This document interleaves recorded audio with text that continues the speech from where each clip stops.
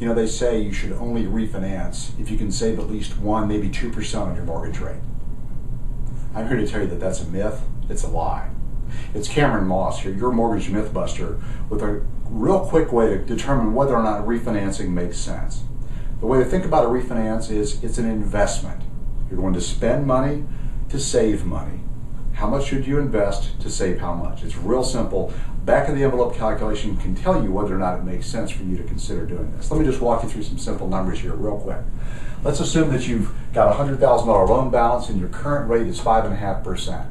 Regardless of the term for a moment, I'm not trying to change payments, I'm just looking at the pure interest, because the only way we save real money by refinancing is by changing that number, the interest rate, or by changing the term. For now, we're just going to assume the term stays the same.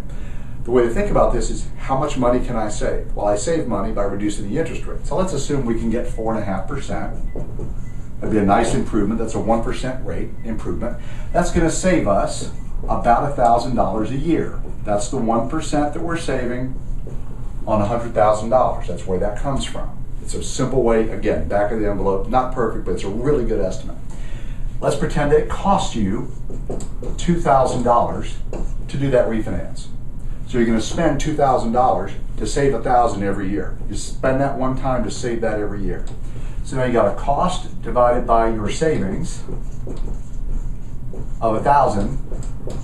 You're going to earn that back in about 2 years. So if you thought you were going to stay in your home at least 2 years and you could save 1% and spend $2,000 to get it, you would do that. Because you're going to spend the first years of savings on the expense of refinancing, but then for the remainder of the life of the loan, you're going to save a bunch of money. Now your payments drop right away, but you have to spend some money to save some money. Now this is where it gets interesting, because you might be able to really cut the cost to near zero. Let's say you could cut that down to $500 by not getting 4.5%, but maybe by getting 4.75%. Let's say that.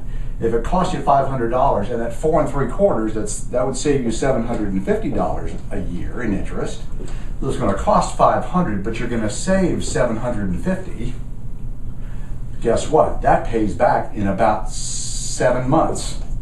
Okay, which is really sweet because you don't pay very much. If you weren't sure how long you're going to live there, getting the payback faster makes a lot of sense. If you know you're going to live there a really long time, then you might live with a 3 to 4 year payback, and that might make some sense. Maybe you don't save as much, maybe you don't spend as much, it takes longer to pay back, it just depends. The point of this is to say there is no rule of thumb that applies to every situation. You don't have to save at least 1% or 0.5%. It depends on a couple of things. How much do you owe, and how much are you going to save on your interest rate? Those are the two most important things, along with the cost. And this is where a creative lender can help you find a great opportunity to save money, because, for example, we can give you a very low cost alternative, or almost free in many cases, for a slightly higher interest rate. So you might only take a 0.5 point off your rate, but you spend next to nothing, and that's like free money. So always, always, always know your numbers and get with a professional lender that can help you do a quick back of the envelope calculation as to whether or not refinancing makes sense for you. Don't believe the myths, don't believe the wives' tales. They're not true because they probably don't apply to you. It's Cameron Moss, your out of the box lender, your mortgage mythbuster, here to help you save money on your home and have a great rule of thumb for refinancing. Make it a great day.